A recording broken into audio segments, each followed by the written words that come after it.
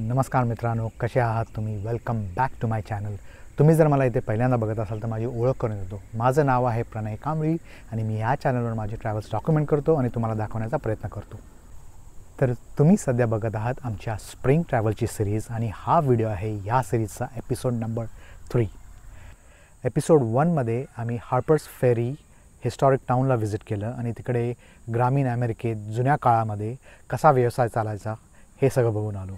तिकडचे museums explore केले, आजूबाजूचा एरिया एक्सप्लोर केला आणि त्यानंतर आम्ही अमेरिकेची राजधानी म्हणजे वॉशिंग्टन DC भेट दिली, जिथे आम्ही चेरी ब्लॉसम फेस्टिवल अटेंड केला आणि चेरी ब्लॉसम्स बघायला गेलो. आणि ह्या एपिसोडमध्ये आम्ही एक्सप्लोर करणार आहोत cherry blossom in our home state which is New Jersey. तर न्यू जर्सीमध्ये वॉशिंग्टन DC प्रमाणे सफेद कलरची फुलं दिसतातच, पण त्याच्यासोबत न्यू जर्सीमध्ये प्रिडॉमिनंटली पिंक कलरची फुलं दिसतात, पिंक साकुरास. आणि त्यामुळे एप्रिलच्या महिन्यात पूर्ण न्यू जर्सी जो आहे तो एकदम असा लँडस्केप पिंक कलरमध्ये कन्वर्ट होतो. इनफॅक्ट ह्यावर मी एक छोटीशी रील पण बनवली आहे, कारण काही दिवसापूर्वी एक मराठी गाणं प्रसिद्ध झालेलं गुलाबी साडी, त्याच्यावर मी एक रील बनवली आहे माझ्या इंस्टाग्रामवर. मी माझ्या इंस्टाग्रामचं अकाउंट स्क्रीनवर टाकेन किंवा डिस्क्रिप्शनमध्ये पण देईल. तुम्ही मला इंस्टाग्रामवर पण जाऊन फॉलो करा. तिकडे मी छोट्या छोट्या रील्स बनवतो, मजेदार असतात. होपफुली तुम्हाला त्या पण आवडतील.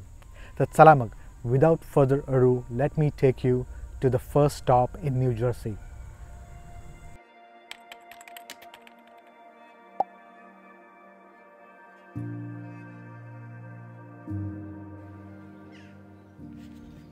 न्यूयॉर्क ही न्यू जर्सीमधली सगळ्यात मोठी सिटी आहे आणि ह्या सिटीमध्ये असणाऱ्या ब्रांच ब्रुक पार्कमध्ये जवळजवळ 5,500 चेरी ब्लॉसम ट्रीज आहेत. आणि ह्या झाडांना मिड एप्रिलमध्ये पानं यायच्या आधी बरीचशी फुलं येतात आणि ही फुलं बघायला अमेरिकेवरून बऱ्याच ठिकाणावरून इकडे लोक ह्या चेरी ब्लॉसमचा आनंद घ्यायला येतात. असं म्हटलं जातं की वॉशिंग्टन DC नंतर न्यूयॉर्कचा ब्रांच ब्रुक पार्क हा 2nd नंबरवर येतो चेरी ब्लॉसम बघण्यासाठी. आम्ही न्यूयॉर्कला एप्रिलच्या 2nd आठवड्यामध्ये गेलो होतो. तेव्हा एवढा ब्लूम नव्हता, पण तरीही आम्हाला पिंक कलरची भरपूर फुलं दिसली, जिथे आम्ही बरेचसे फोटो काढले. इनफॅक्ट इकडे बरेच लोक फोटो शूट करायला येतात.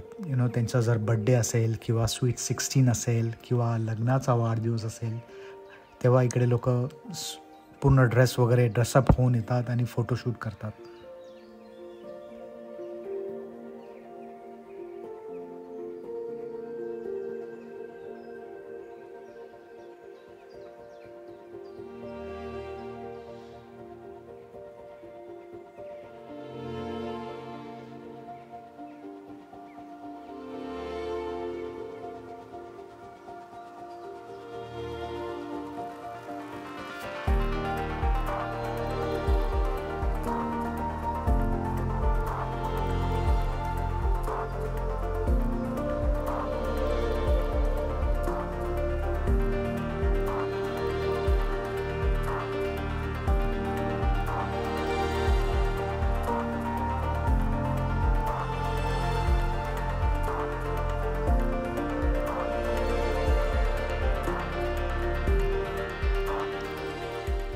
ह्या पार्कपासून थोड्याच अंतरावर न्यू जर्सीमधलं सगळ्यात मोठं चर्च देखील आहे.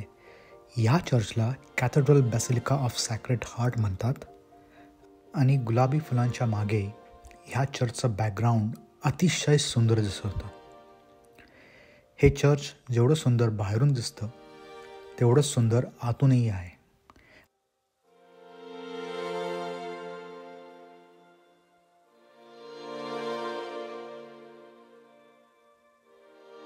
युजली जर ह्या चर्चमध्ये लग्न असेल किंवा काही प्रोग्राम्स असतील तेव्हा ते रेग्युलर पब्लिकसाठी बंद असतं. पण आम्ही जेव्हा गेलेलो तेव्हा हे चर्च ओपन होतं आणि आम्ही आतूनही हे पूर्ण चर्च बघितलं.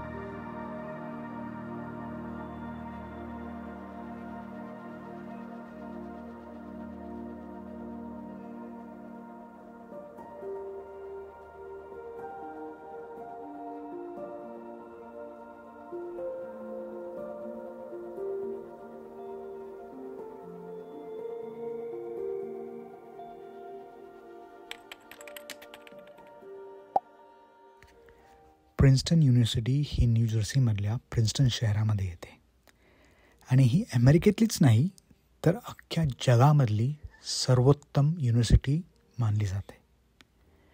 तुम्ही जर युनिव्हर्सिटी रँकिंग बघितले, वर्ल्ड युनिव्हर्सिटी रँकिंग, त्यामध्ये Princeton university comes at number 1. ह्या युनिव्हर्सिटीची स्थापना 1746 साली झाली.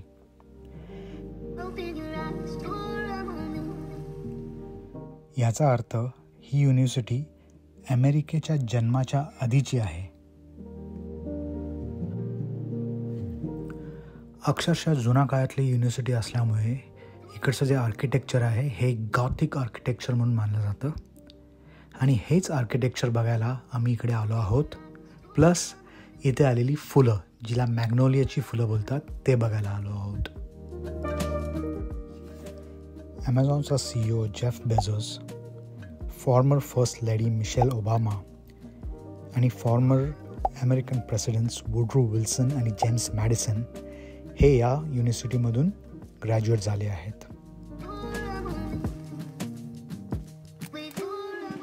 एवढंच नाही तर ऑपनहायमर, ज्यांनी ॲटॉमिक बॉम्बचं इन्व्हेन्शन केलं, आणि Albert Einstein, world renowned physicist आणि मॅथमॅटिशियन, ज्यांनी E=mc² असे फॉर्म्युलेज इन्व्हेंट केले, ह्या दोघांचाही प्रिन्स्टन युनिव्हर्सिटीबरोबर कनेक्शन आहे.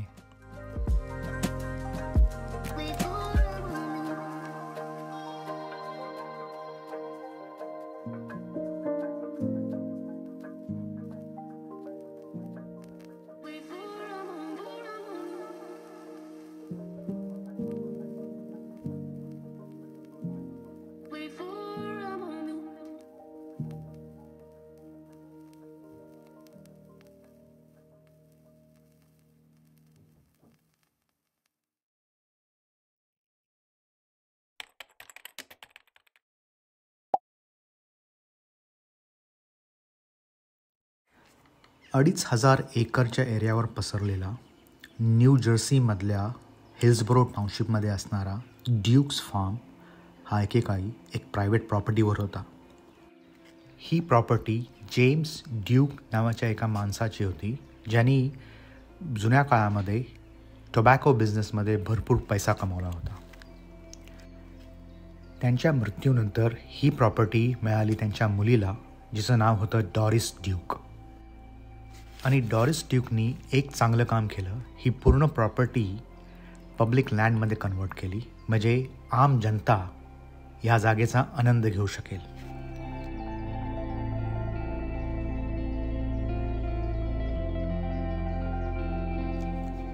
ह्या प्रॉपर्टीवर जवळजवळ 15 माइल्सची पेव्ड वॉकिंग आणि बायकिंग पाथ आहेत.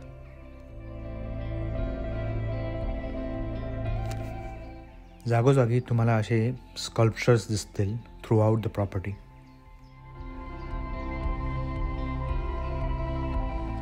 एक जॅपनीज झेन गार्डन आहे.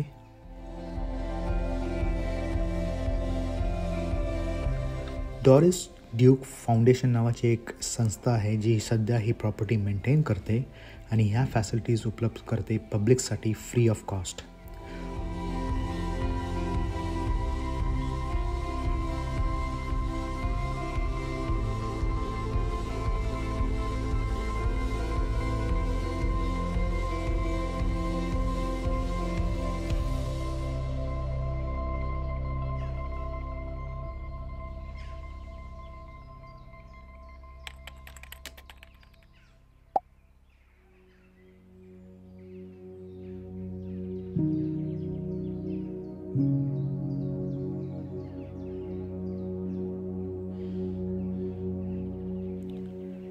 तर मित्रांनो, हा व्हिडिओ आता आम्ही इथेच संपवतो. जर आवडला असेल तर नक्की लाईक करा, शेअर करा, आणि तुम्ही आतापर्यंत माझ्या चॅनलला सबस्क्राईब केलं नसेल तर please subscribe to my channel, म्हणजे मला असंच मोटिवेशन मिळत राहील व्हिडिओज बनवत राहायला. ही सिरीजही आता आम्ही इथे संपवतो, पण आमचा स्प्रिंग सिरीज संपली आहे, पण आमचे स्प्रिंग ट्रॅव्हल्स अजून चालू राहणार आहेत.